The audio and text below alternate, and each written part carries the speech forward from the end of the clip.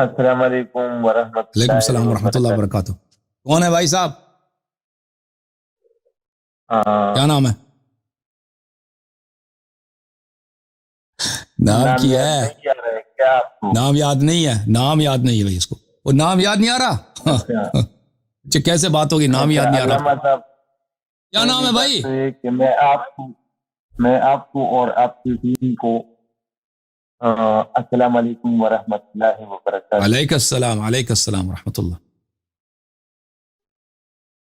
آپ اپنے فرقے کے لیے اور اپنے مذہب کے لیے بہت اچھا کام کر رہے ہیں. آپ کے لیے بھی اچھا کام کر رہا ہوں. آپ کے لیے بھی بہت اچھا کام کر رہا ہوں. یہاں پر یہ بات ذہن نشین رکھیے کہ آپ اپنے فرقے کے لیے کام کر رہے ہیں. ٹھیک ہے. اللہ آپ کو اور ہمیں صحیح راستہ دکھانا اور صحیح راستے پہ چلنا نصیب فرمائے. ٹھیک ہے بھائی. جبکہ وہ آپ نے ابھی تک دیکھا نہیں. میں نے نہیں دیکھا، آپ نے دیکھ لیا. انشاءاللہ مجھ سے 2-3 کلاس لوگے تو آپ کا نام کیا بھائی؟ نام تو بتاؤ نا پہلے. کلاس دینے سے پہلے اپنا نام تو بتاؤ نا. نام میرا ہے سید نظام حسین. نظام حسین. کیا تعلیم کیا آپ کی؟ جب میں تعلیم کیا آپ کی؟ میں نے ایف اے کیا. ایف اے کیا؟ کس موضوع پہ ایف اے؟ ایف اے کس کو بولتے ہیں؟ مجھے نہیں معلوم پاکستان میں ایف اے کس کو بولتے ہیں. 14ویں کلاس ہے؟ نہیں جی، میں نے 12ویں تک پڑھا ہے.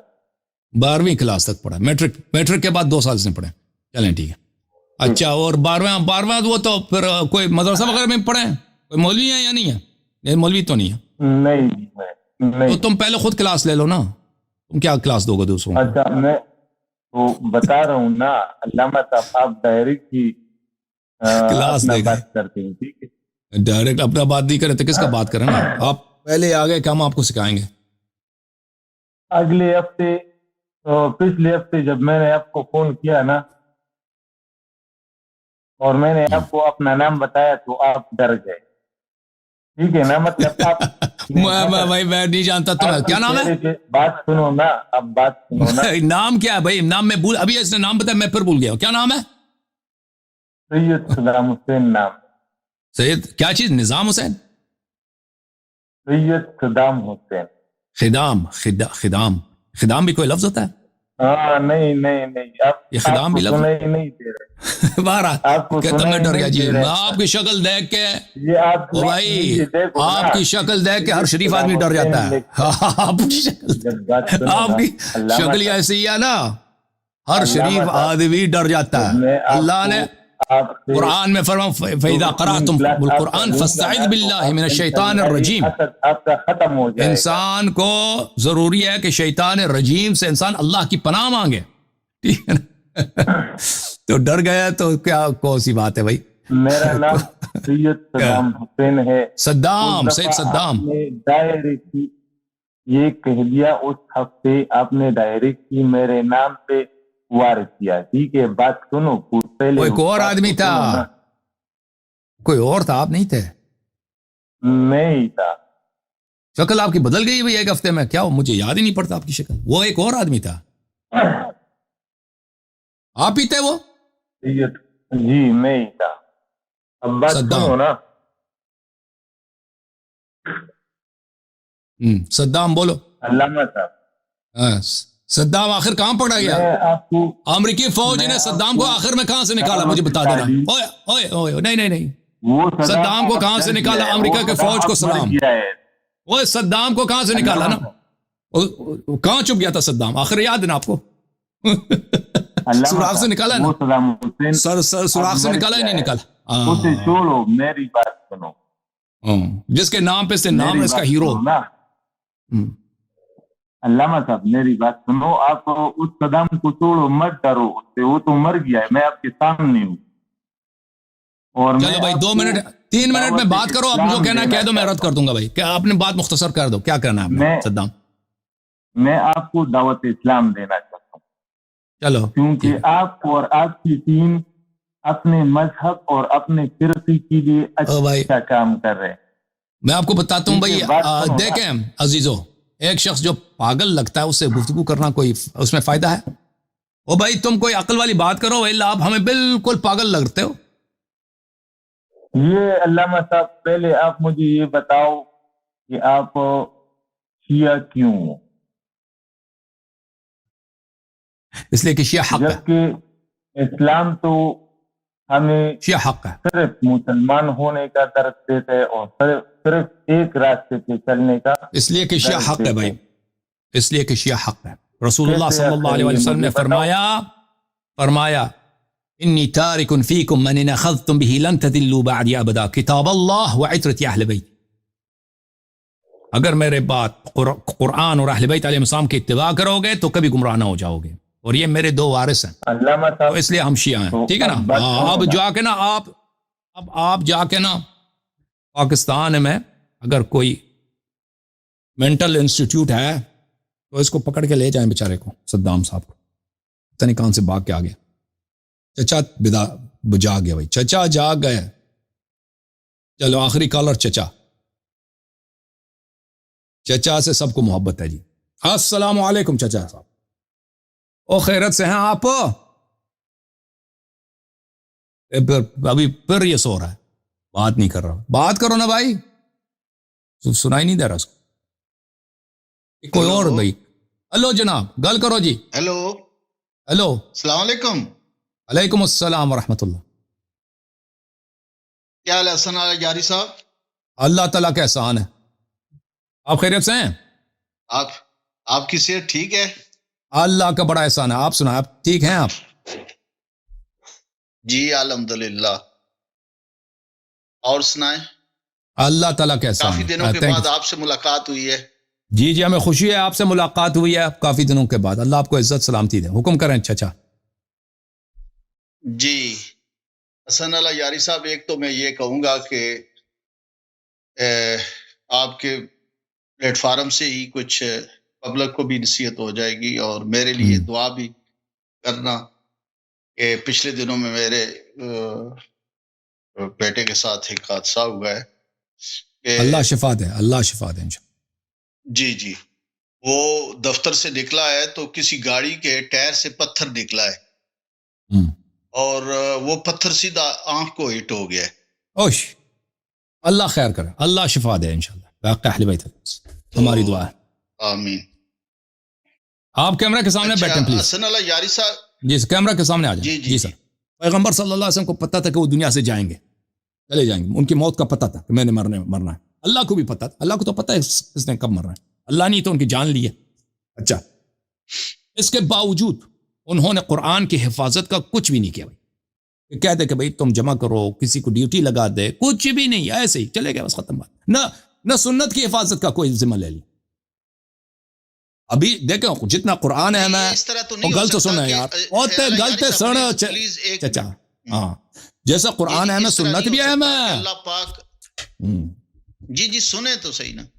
اللہ پاک قرآن پاک بھیجے میرے آقا صلی اللہ علیہ وآلہ وسلم پر، اور یہ کیسے ممکن ہو سکتا ہے کہ حضور پاک صلی اللہ علیہ وسلم اس قرآن کی حفاظت نہ کریں؟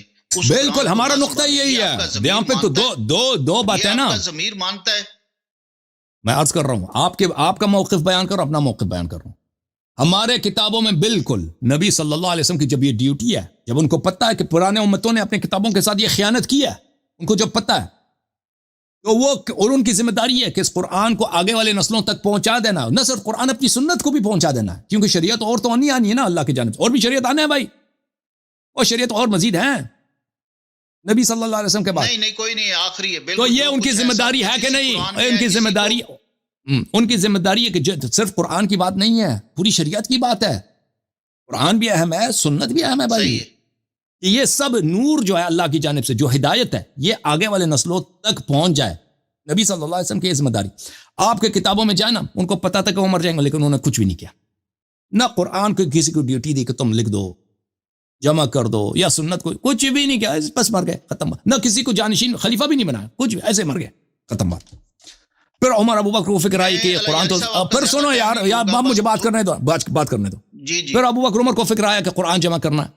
پھر انہوں نے کچھ زید بن ثابت کو ڈیوٹی لگا دی کہ تم لکھ دو، اور زید کہہ رہا تھا کہ نہیں میں کیسے، پیغمبر نے جب نہیں لکھا ہے تو میں کیوں لکھ دوں، وہ یہی تو بہانہ کر رہا تھا۔ اچھا ہمارا عقیدہ یہ ہے، ہمارے پاس احادیث موجود ہیں کہ رسول اللہ صلی اللہ علیہ وسلم نے پورا قرآن، میں آپ کو حدیث دکھاؤں اگر مجھے مل جائے، ایک منٹ یار تم اجازت دے دو، اجازت دے دو، پورا قرآن امیر المؤمنین علیہ السلام کو لکھا دیا، اور نہ صرف پورا قرآن، پورا شریعت بھی لکھا دیا، سب حلال و حرام سب کے احکام ان کو لکھا دیا، اور امیر المؤمنین علیہ السلام کو یہ ذمہ داری لگا دی۔ ایک منٹ بھائی، میں بھائیو یہاں پہ ملاحظہ فرمائیں جزء ثانی میں، یہاں پہ صفحہ نمبر 620 میں حدیث نمبر 10 ہے، حدیث نمبر 10 میں امیر المؤمنین علیہ السلام فرماتے ہیں وَكُنْتُ أَدْخُلُ عَلَى رَسُولِ اللَّهِ صلی اللہ علیہ وسلم كُلَّ يَوْمٍ دَخْلَةً وَفِي كُلِّ لَيْلَةٍ دَخْلَةً، میں ہمیشہ پیغمبر صلی اللہ علیہ وسلم کے پاس جاتا تھا، دن کو بھی اور رات کو بھی جاتا تھا، جب کوئی نہیں ہوتا تھا میں جاتا تھا۔ فَيُخْلِينِي فِيهَا أَدُورُ مَعَهُ حَيْثُ دَارَ، رسول اللہ صلی اللہ علیہ وسلم اس وقت جب کوئی نہیں ہوتا تھا مجھے اپنے پاس رکھتے تھے اور مجھے بہت ساری باتیں کہتے تھے۔ وَقَدْ عَلِمَ أَصْحَابُ رسول اللہ صلی اللہ علیہ وسلم أَنَّهُ لَمْ يَكُنْ يَصْنَعْ بِأَحَدٍ مِّنَ النَّاسِ غَيْرِي، اور سب صحابہ کو پتہ ہے کہ اس طرح کا جو طریقہ کار تھا کہ دن بھی ان کے پاس جاؤں، رات کو بھی پاس جاؤں اور کوئی بھی ان کے پاس نہ ہو، یہ پیغمبر صلی اللہ علیہ وسلم کسی اور صحابی کے ساتھ اس طرح ان کا برتاؤ نہیں تھا، کسی کے ساتھ نہیں کرتے تھے، صرف میرے ساتھ کرتے تھے۔ وَرُبَّمَا كَانَ ذَلِكَ فِي مَنزِلِي يَأْتِينِي رسول اللہ صلی اللہ علیہ وآلہ، بہت دفعہ یہ ہوتا تھا کہ پیغمبر میرے گھر آتے تھے، رات کو میرے گھر آتے تھے صلی اللہ علیہ وسلم۔ فَإِذَا دَخَلْتُ عَلَيْهِ فِي بَعْضِ مَنَازِلِهِ خَلَا بِي وَأَقَامَ نِسَاءَهُ فَلَمْ يَبْقَ غَيْرِي وَغَيْرُهُ، اور اگر میں رسول اللہ صلی اللہ علیہ وسلم کے بیت شریف میں جاتا تھا تو پیغمبر صلی اللہ علیہ وسلم اپنی عورتوں کو نکال دیتے تھے، اپنی زوجہ، کوئی بھی زوجہ وہاں پہ ہو اس کو نکال دیتے تھے، اور صرف میں ہوتا تھا اور نبی صلی اللہ علیہ وسلم، آپس میں ہماری بات ہوتی تھی۔ وَإِذَا أَتَانِي لِلْخِلْوَةِ فِي بَيْتِي لَمْ تَقُمْ مِنْ عِنْدِنَا فَاطِمَةُ وَلَا أَحَدٌ مِنْ ابْنَيَّ سلام اللہ علیہ، اور پیغمبر جب میرے گھر آتے تھے تو کبھی یہ نہیں ہوتا تھا کہ ہم فاطمہ سلام اللہ علیہ یا حسن حسین علیہ السلام کو گھر سے نکال دیں، کبھی نہیں، لیکن ہم اگر میں پیغمبر کے گھر جاتا تھا تو وہ اپنے ازواج کو نکال دیتے تھے، باتیں مجھ سے ہوتی تھی۔ وَكُنْتُ إِذَا سَأَلْتُهُ أَجَابَنِي، اگر میں ان سے کوئی سوال کرتا وہ میرے جواب دے دیتے تھے۔ وَإِذَا سَكَتْتُ أَوْ نَفَدَتْ مَسَائِلِ ابْتَدَأَنِي، اگر میرے سوال ختم ہوتے تھے یا میں ساکت ہوتا تھا تو وہ خود شروع کرتے تھے۔ دیکھیں یہ طریقہ کار۔ فَمَا نزلت علیہ آیت من القرآن الا اقرأنیہا، قرآن کریم کا کوئی آیہ نازل نہیں ہوا کہ مگر یہ کہ پیغمبر صلی اللہ علیہ وسلم نے وہ آیت مجھے پڑھایا ہے۔ وَأَمْلَأَهَا عَلَيَّ، اور فَكَتَبْتُهَا بِخَطِّ، اور رسول اللہ صلی اللہ علیہ وسلم نے مجھے وہ لکھایا ہے اور وہ مجھے پڑھایا اور لکھایا اور میں نے اپنے خط کے ساتھ اس کو لکھا ہے۔ وَدَعَ اللَّهَ أَن يُفْهِمَنِي إِيَّاهَا وَيُحَفِّظَنِي، اور اللہ سے اس نے پیغمبر صلی اللہ علیہ وسلم نے دعا فرمایا کہ مجھے اللہ آیت قرآن کا فہم دے اور قرآن مجھے حفظ کرا دے تاکہ مجھے حفظ ہو جائے۔ فما نسيت آية من كتاب الله منذ حفظتها وعلمني تأويلها فحفظته وأملأها علي فكتبته، میں قرآن کا کوئی آیہ نہیں بولا جب سے پیغمبر صلی اللہ علیہ وسلم نے مجھے حفظ کرایا ہے اور مجھے اس کی تفسیر بھی سکھایا اور سب میرے پاس ہے۔ وعلم ما ترك شيئا علمه الله من حلال وحرام أو أمر أو نهي أو طاعة أو معصية كان أو يكون إلى يوم القيامة إلا وقد علمني وحفظته ولم أنس منه حرفا واحدا، اور اسی طرح حلال و حرام کے سب احکام رسول اللہ صلی اللہ علیہ وسلم نے مجھے سکھا دی۔ تو عرض یہ ہے اور مجھے لکھا بھی دیے، یہ بہت سارے احادیث میں۔ تو پیغمبر صلی اللہ علیہ وسلم نے شریعت کی محافظت کے لیے ان کے پاس کوئی طریقہ نہیں تھا، کیونکہ ان کی امت جو ہے ایک ان پڑھ امت ہے، آپ کو پتہ ہے۔ میں صحابہ کی میں بے عزتی نہیں کرنا چاہتا، لیکن وہ لوگ پڑھنا لکھنا نہیں جانتے، بہت کم لوگ جانتے تھے، اور بہت سارے لوگ ایسے ہوتے تھے کہ وہ ان کو قرآن سیکھنے کا وہ یا سب احکام جتنے شریعت، پیغمبر کا علم لامحدود ہے۔ دیکھیں علماء کا علم کچھ بھی نہیں ہے، قطرہ بھی نہیں ہے۔ پیغمبر صلی اللہ علیہ وسلم کا علم 7 سمندروں سے بھی بے انتہا، آسمانوں سے بھی بڑا ہے۔ یہ علم پیغمبر صلی اللہ علیہ وسلم نے کس کو دیا؟ یہ صحابہ جو ان پڑھ قوم ہے، کوئی چرواہا رہا ہے، کوئی بازار میں کام کرتا ہے، کوئی کسی کا کام، ان کو نہیں دیا پیغمبر نے، صرف امیر المؤمنین علی ابن ابی طالب علیہ السلام کو دیا۔ پیغمبر صلی اللہ علیہ وسلم نے اپنے بعد والی نسلوں کے لیے اس انفارمیشن کے انتقال کے، ہدایت کے انتقال کے لیے ایک ایسا ذریعہ انتخاب فرمایا اللہ کے حکم سے کہ انہی جیسا ایک شخص ہو، نبی صلی اللہ علیہ وسلم کا آئینہ ہو ایک شخص، ان کی عصمت کا، ان کے علم کا، ان کی بلاغت کا، ان کی طہارت کا، ان کی شجاعت کا، ان کے کمالات، سب کمالات کا، وہ اس ہدایت کو حمل کریں آگے والی نسلوں کی طرف۔ قرآن کا بھی وہ حافظ ہو، سنت کا بھی وہ معلم ہو، وہ رو امیر اہل بیت طاہرین، پہلے امیر المومنین علیہ السلام اور ان کے بعد ہر امام اپنے زمانے میں. جی تو پیغمبر نے بہترین کام کیا، آپ کے مذہب کے مطابق کچھ بھی نہیں کیا، ایسے بس چلے گئے، مر گئے. ٹھیک ہے نا. اللہ یاری صاحب، یہ جو قرآن اب ہمارے پاس ہے یہ کس نے اکٹھا کیا آپ کے مطابق؟ جس طرح آپ ابھی کئی پروگرام میں کہہ چکے ہیں کہ یہ حضرت ابو بکر رضی اللہ تعالیٰ عنہ اور حضرت عمر فاروق رضی اللہ تعالیٰ عنہ نے اکٹھا کیا ہے، ایسے ہی ہے؟ وہ بکری کھا گئی نا، پھر عثمان کے زمانے میں پھر انہوں نے اکٹھا کیا، پھر عثمان نے چلو بکری کھا گئی، بعد میں عثمان نے بکری کھا گئی، تو پھر بعد یہ جو ہمارے پاس قرآن ہے یہ کس نے اکٹھا کیا ہے؟ تو یہ کوئی احسان نہیں کیا ان لوگوں نے. دیکھیں یہ آپ اگر سمجھتے ہیں کہ یہ عثمان نے کیا ہے، صرف اتنا بتا دینا، پھر میں نے ایک میں جواب دے دیتا، میں نے آپ سے جواب دے دوں گا. دیکھیں پہلی بات یہ ہے کہ جنہوں نے قرآن جمع کیا خود عثمان کا قول ہے وغیرہ وغیرہ، کسی نے ادعا نہیں کیا کہ پورا قرآن ہے. ٹھیک ہے نا. اور عثمان نے جمع کرنے کے بعد اس نے خود کہا کہ اس میں غلطیاں، عثمان خود اس کی شہادت موجود ہے آپ کے کتب میں، اس نے کہا اس قرآن میں غلطی. عائشہ کی تو بہت سارے اقوال ہیں کہ اس قرآن فلان جگہ کاتب نے خطا کیا، فلان جگہ خطا ہے، فلان جگہ خطا. تو انہوں نے جو کیا، ان کو کرنا کیا چاہیے تھا، ان کو کرنا یہ چاہیے تھا کہ جس کو پیغمبر صلی اللہ علیہ وسلم نے ڈیوٹی دی ہے کہ تم قرآن جمع کرو میرے باپ، اور قرآن کے جو نسخے پیغمبر صلی اللہ علیہ وسلم کے پاس تھے انہوں نے پیغمبر صلی اللہ علیہ وسلم نے علی علیہ السلام کو دیے، تم میرے بعد جمع کرو، اس قرآن کو ضائع نہ ہونے دینا، جیسے یہود اور نصارہ نے اپنی کتاب کو ضائع کیا. ان کو چاہیے تھا کہ وہ مان لیں، وہ تو انہوں نے تسلیم نہیں کیا، کہا ہمیں نامنظور ہے. انہوں نے اپنا نسخہ جمع کیا، یہ نسخہ ہمارے پاس، اور انہوں نے خود کہا کہ یہ نسخہ ناقص ہے.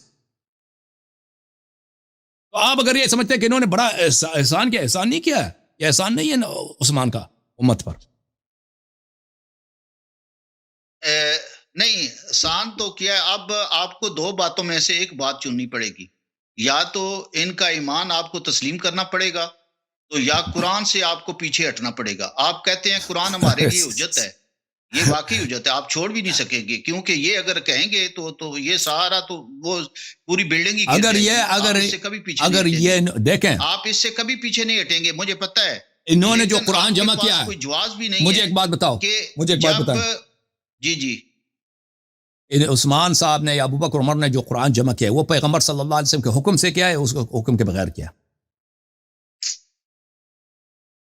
اس وقت حضور پاک صلی اللہ علیہ وسلم تو دنیا میں موجود نہیں تھے نا. ہاں نا، وہ احکام تو تھے نا، ان کے اوامر تو تھے. بھائی پیغمبر تو دنیا جانے سے پہلے انہوں نے حکم دیا تھا یا نہیں دیا تھا کہ تم قرآن جمع کرو؟ نہیں دیکھیں تو مولا علی شیر خدا بھی تو موجود تھے. بس بات ختم ہے. دیکھو بات سنیں، یہ تو بات ثابت ہے. مجھے ایک منٹ بات کرنے دیں. دیکھیں نبی، اب بخاری میں موجود ہے، مسلم میں یہ روایات متعدد ہیں کہ عمر صاحب نے ابو بکر صاحب سے عرض کیا کہ آپ قرآن جمع کر رہے ہیں، قرآن ضائع ہو جائے گا. اس نے کہا میں کیسے جمع کروں جب پیغمبر صلی اللہ علیہ وسلم نے یہ کام نہیں کیا. پھر وہ بہت اصرار کرتا گیا تو وہ مان گیا. تو اس نے زید بن ثابت کو بلایا کہ بھائی تم اچھے آدمی ہو، تم لکھنا پڑھنا چاہتے ہو تو قرآن جمع کرو. اس نے کہا میں کیسے کروں جب پیغمبر صلی اللہ علیہ وسلم نے نہیں کیا. وہ بھی نہیں مانا. پھر انہوں نے بہت اس کو دبایا، بہت اس کو اصرار کیا تو وہ مان گیا. پھر وہ کہتا ہے یہ میرے لیے اتنا مشکل تھا کہ پہاڑی کو اٹھانے سے بھی زیادہ مشکل ہے. یہ بخاری کے نص الفاظ ہیں، میں نے اس میں کسی قسم کی چینجز نہیں لائے. اچھا، تو ایسے واضح طور پہ ہوتا ہے کہ انہوں نے جو قرآن جمع کیا وہ پیغمبر صلی اللہ علیہ وسلم کے حکم کا نہیں تھا. اب سوال یہ ہے کہ پیغمبر صلی اللہ علیہ وسلم کا اور اس کا اپنا انتظام کیا تھا قرآن کے لیے. دیکھیں ایک شخص ہے، اس کی زندگی کا سب سے بڑا سرمایہ کیا؟ قرآن ہے. اللہ کا میسج، اللہ کا نور، اللہ کا کلام لے کے ہے نا. اسی لیے اس کی دشمنیاں ہو گئی لوگوں سے، قتل ہو گئے، لوگ گھر بار چھوڑ دیے، سب ہو گیا ان کے ساتھ. ٹھیک ہے نا، اسی قرآن کی وجہ سے. اب اس شخص کا، اب اس کو پیغمبر نہ بھی مانے نا، کہتے ہیں کہ بھئی جیسے کرسچن وغیرہ ہیں، ایک عاقل شخص تو ہے نا.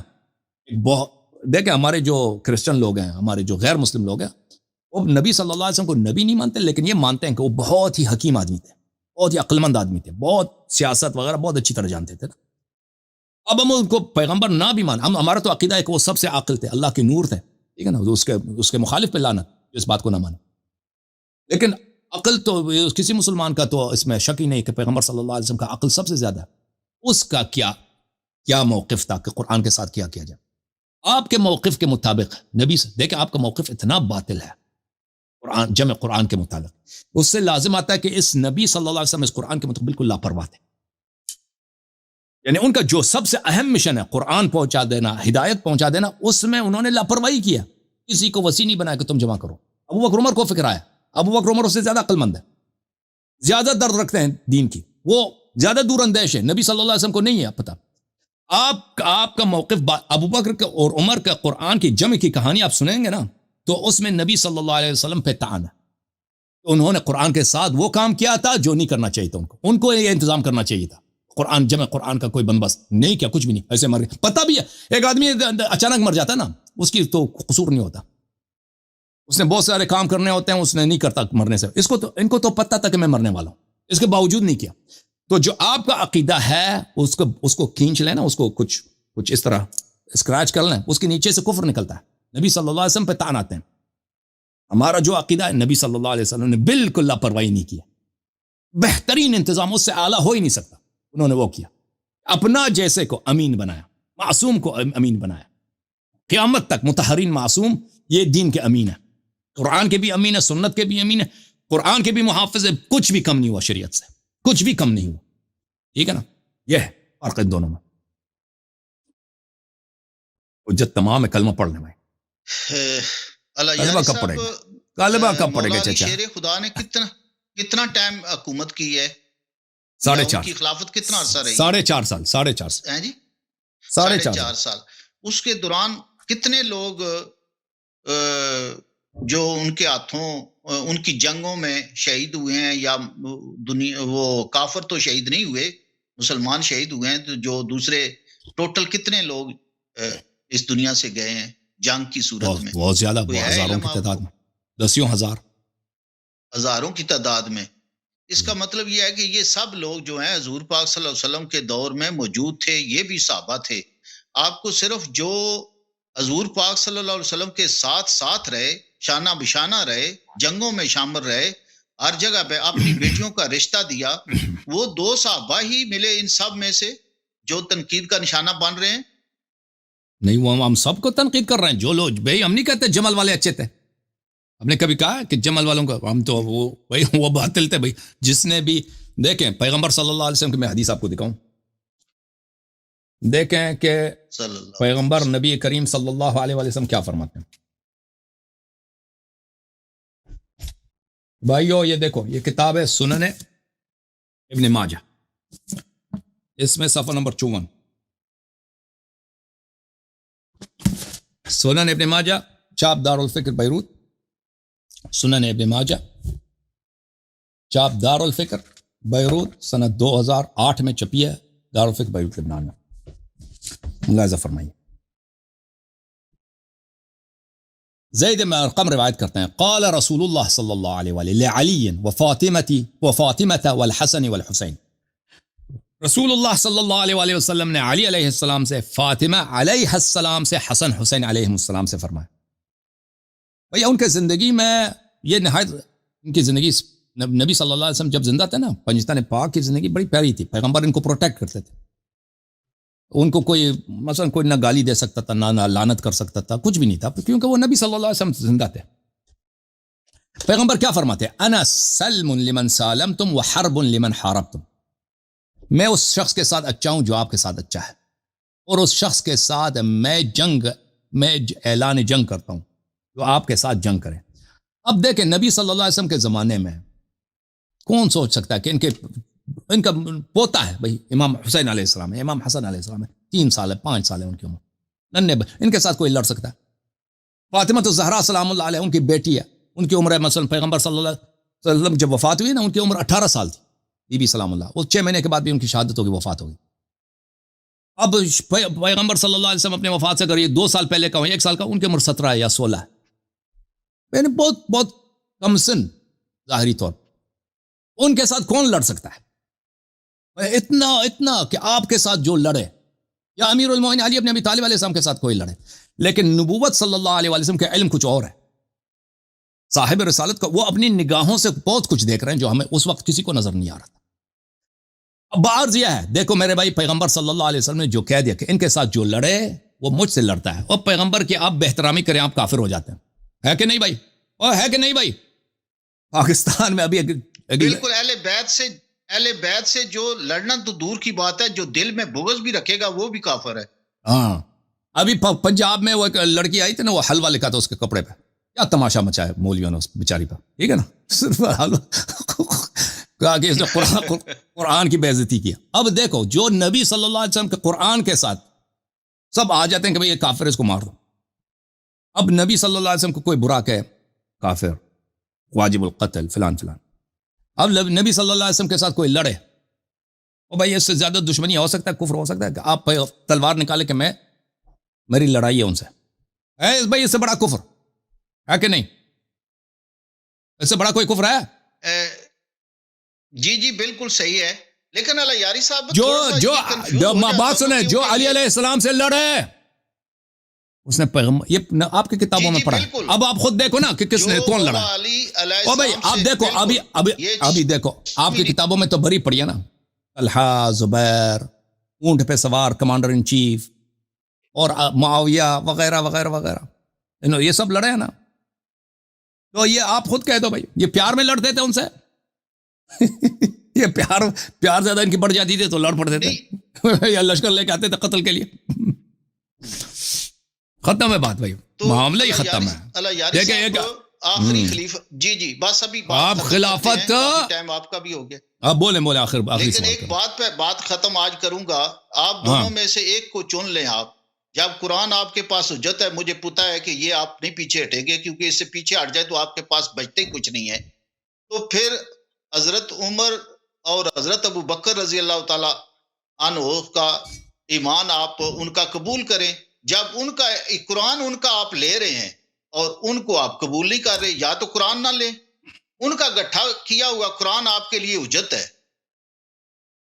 قرآن دیکھیں یہ ایسے سمجھتا ہے، ایسے احسان کر رہے ہیں جیسے وہ نبی تھے، قرآن ان پہ اتر آئی ہے نا.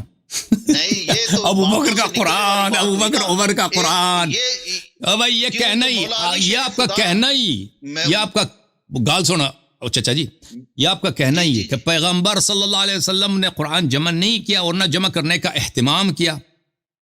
ابو بکر عمر نے اہتمام کر لیا، جو بھی کیا. دیکھیں مسلمان سنو یہ بات ہی غلط ہے. مسلمان تھے، قرآن سے محبت تھی تو بات سنیں. انہوں نے قرآن جب جمع کیا انہوں نے خود کہا یہ ناقص ہے.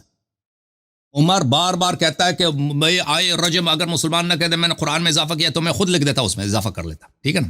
عمر کے اپنی خود بات موجود ہے، آپ نے سنا ہوگا، میں نے بار بار دکھا دیا. جس قرآن پر اسلام کی آپ سن لیں، ہے، جس پر پورا اسلام کھڑا ہے، وہ اسلام، وہ قرآن اللہ تعالیٰ ایسے بندوں کے ہاتھ میں دیتا، یا یہ نہیں ہو سکتا. مولا علی قرآن دیکھو، اب سن لو انہوں نے کیوں نہیں اکٹھا کیا؟ اہل بیت طاہرین علیہم الصلوۃ والسلام نے شہادت دیا کہ یہ کتاب جو جمع ہوا ہے، ٹھیک ہے نا، عثمان وغیرہ نے جمع کیا، یہ سب کے سب قرآن ہے، ٹھیک ہے نا. لیکن یہ اس میں کیا یہ پورا قرآن ہے یا نہیں ہے؟ اس میں آپ کے روایات بھی بہت زیادہ ہیں، ہمارے بھی روایات، فریقین کے روایات یہی ہیں، یہ کامل نہیں ہے. فریقین کے اور کوئی روایت نہیں ہے کہ یہ قرآن کامل ہے، کوئی حدیث نہیں ہے، کوئی کسی صحابی کا قول ولو ضعیف کچھ بھی نہیں. سمجھ میں آئی نا بات آپ کو؟ تو عرض یہ ہے کہ ہم اس قرآن کو کیوں مانتے ہیں؟ ہم قرآن مانتے ہیں، اس کو مانتے ہیں، اس کو اس لیے نہیں مانتے، ابو بکر عمر کا احسان نہیں مانتے ہم پر. ہم ان کا جو ہے ان کو کیا کرنا چاہیے تھا، میں لفظ غداری استعمال نہیں کرتا کیونکہ اب ہمارے عزیز آپ ناراض ہو جائیں گے. ان کو یہ چاہیے تھا کہ پیغمبر صلی اللہ علیہ وسلم نے جس کو وصی بنایا اور جس کو قرآن جمع کرنے کی ڈیوٹی دی اور اس سے قرآن جمع کیا، اس کے قرآن کو وہ لے لیتے، اس کے مقابلے میں اپنا قرآن جمع نہ کرتے، ٹھیک ہے نا. اور پھر خود نہ کہتے بعد میں کہ یہ بھی ناقص ہے، اور پھر ٹھیک ہے نا. تو انہوں نے جو کام کیا ہے وہ قرآن کے ساتھ اچھا نہیں کیا، خلفاء نے جو کیا. دیکھیں جس پر اسلام کی بنیاد کھڑی ہے، جس قرآن پر، وہ اکٹھا کرنے والے اگر غیر مذہب تھے تو یہ کیسے یہ بات ہضم ہو سکتی ہے؟ یہ آپ گھما پھرا کے آپ جو مرضی کہتے رہیں، یہ ایک بات ماننے والی تو نہیں ہے. جنہوں نے قرآن اکٹھا کیا ہے ان کا ایمان آپ کہتے ہیں ان کا ایمان جنہوں نے نبی صلی اللہ علیہ وآلہ وسلم سے اپنے آپ کو زیادہ عقل سمجھا ہے اور نبی صلی اللہ علیہ وسلم کے قرآن کو ٹکرایا ہے اور اس کے مقابلے میں اپنا قرآن جمع کیا ہے، وہ اس کی تصدیق ہم نہیں کر سکتے. تھینک یو سر، اللہ آپ کو جزائے خیر. جی اللہ تھینک یو بہت لیٹ ہو گیا بھائی.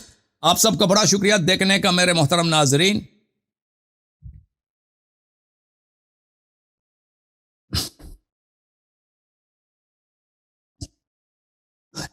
یہ جماعت مخالف پنس گئے کہ ابو بکر عمر کا اسلام کسی طریقے سے ثابت کریں. یہ سب کوششیں جو ہے نا سوچ کے اس کا اسلام کسی طریقے سے ثابت کریں. او بھائی نہ قرآن سے نہ سنت سے ان کا اسلام ثابت ہوتا ہے. اسی طریقے جس کے او بھائی میں آپ کو نصیحت کرتا ہوں، جس کا اسلام ثابت کرنے میں آپ پھنس گئے نا، چھوڑ دیں اس کو، چھوڑ دیں. اور جو مطہر ہیں اہل بیت علیہ الصلوۃ، جو خود کہتے ہو ان کا ابھی خود آپ کہتے ہو اہل بیت علیہ السلام کا جو بغض رکھے وہ کافر ہوتا ہے، اس کو پکڑ لیں، اس کی اتباع کریں. شیعوں سے کیا دشمنی ہے بھائی؟ شیعوں سے کیا ضد ہے؟ میں کہتا ہوں شیعہ برے ہیں. شیعوں کے ساتھ ضد نہ کرو. شیعوں کی ضد میں تم نے نبی صلی اللہ علیہ وسلم کے دین کو چھوڑ دیا. یہ کوئی ضد ہے بھائی؟ تم شیعوں سے آگے بڑھو. یہ شیعہ بیوقوف ہیں، یہ زبان میں اہل بیت علیہ السلام کو مانتے ہیں. آپ آگے میدان میں شیعوں سے آگے بڑھو، کہتے ہو ہم زبان میں بھی، عمل میں بھی، دل میں بھی اہل بیت علیہ السلام کو مانتے ہیں. ٹھیک ہے نا؟ آپ اس طرح آ جاؤ شیعوں کے ساتھ کہ شیعہ جیت گئے. کوئی کرکٹ میچ ہے، کوئی کرکٹ میچ ہے، بھائی وہ اس کو گولی مارے. اللہ کے سامنے انسان سرخرو ہو. لوگ دنیا میں جو بھی کہنا کہتے ہیں کہ رافضی ہے یا شیعہ، اس سے کوئی فرق نہیں پڑتا. لوگوں کے کہنے سے کوئی فرق نہیں پڑتا. جب اللہ مجھ سے راضی ہے اور اللہ دیکھ رہا ہے، اور زمین و آسمان کا بادشاہ کون ہے؟ اللہ تعالیٰ ہے. زمین و آسمان کے خزانے کس؟ اللہ تعالیٰ کے ہاتھ میں. اور تمام رزق، زندگی کس؟ اللہ کے ہاتھ میں. آخرت کس کے ہاتھ میں؟ اللہ کے ہاتھ میں.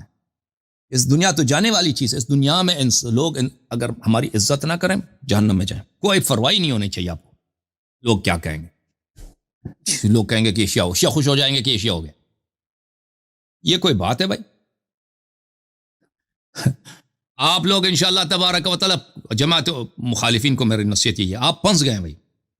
آپ اپنے خلیفہ کا اسلام ثابت نہیں کر سکتے نا، ان ہیلوں سے آ جاتے ہو.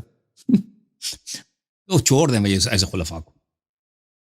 بولو یا علی مدد، جیسے رسول اللہ صلی اللہ علیہ وسلم نے فرمایا من کنت مولا فہذا علی علیہ السلام مولا. کہہ دو کہ سب عالم کا مولا نبی صلی اللہ علیہ وسلم اور ان کے بھائی علی علیہ السلام. ابو بکر کا بھی مولا آقا سید السالار کون ہے؟ پیغمبر ہے، اور امیر المؤمنین علی بن ابی طالب علیہ السلام. یہ اعتراف کر لو، بولو، اور جان و دل سے اہل بیت طاہرین علیہ السلام کی امامت کو مان لو. اس میں تمہارا دنیا بھی آخرت بھی ہے. ٹھیک ہے نا بھائی؟ اور ہمارے جو شیعہ بھائی ہیں ان کی خدمت میں عرض ہے کہ بھائی تم بھی جو ہے نا، تم جو صرف اہل بیت علیہ السلام کو زبانی طور پر مانتے ہو، ان کی سپورٹ ہی نہیں کرتے. زندگی کا محور کیا ہونا چاہیے کہ اہل بیت علیہ السلام کی ہم نے نصرت کرنی ہے. اور اس زبانی محبت یہ منافقین کا کام ہے. ابن تیمیہ کے کتب میں نے بارہا دیکھا کہ وہ کہتا ہے میں اہل بیت علیہ السلام سے محبت کرتا ہوں. وہ بدترین ناصبی ہے، بدترین ناصبی ہے. یہ زبانی محبت، اس کا کوئی فائدہ نہیں ہے. تم میرے بھائیوں اہل بیت علیہ السلام کی نصرت کرو. دیکھو کہ تم کس طرح نصرت کر سکتے ہو. امیر المؤمنین علیہ السلام کے فضائل کو کس طرح پھیلا سکتے ہو، ان کے حجج کو کس طرح پھیلا سکتے ہو. اور امیر المؤمنین علیہ السلام کے جو غاصبین حق ہیں، جنہوں نے ان کے حق غصب کر دیے، لوگ ابھی ان کو رضی اللہ کہتے ہیں. حضرت زہرا سلام اللہ علیہ کے قاتل کو لوگ ان کے نام پہ مسجد بناتے ہیں، روڈ بناتے ہیں. آپ کو پتہ ہے نا، آپ کے ملک پاکستان میں، ہندوستان میں، وہ مسجد ابو بکر صدیق، عمر فاروق، اتنا شاندار مسجد، نام کیا رکھا؟ عمر رکھ دیا. وہی جو جنگوں سے بھاگتا تھا، وہی جس کے مذمت میں قرآن کے آیات، مسجد عائشہ. او بھائی تم کیسے نصرت کی تم لوگوں نے؟ ابھی تک ان کی تو حکومت ہے بھائی، ان کی پوری وہ اہل بیت علیہ السلام کا کوئی پوچھنے والا نہیں ہے. سب شان ان کے دشمنوں کا ہے. تم نے کیا نصرت کی ہے؟ بھائی کوئی نصرت کرو نا، تاکہ لوگ ان کے حقیقی چہرے کو دیکھ لیں اور پھر سب کو شرم آ جائے کہ ہم اپنی مسجد کا کیوں نام ایسے لوگوں کے نام پہ رکھ دیں کہ جن کا ہم اسلام ہی ثابت نہیں کر سکتے.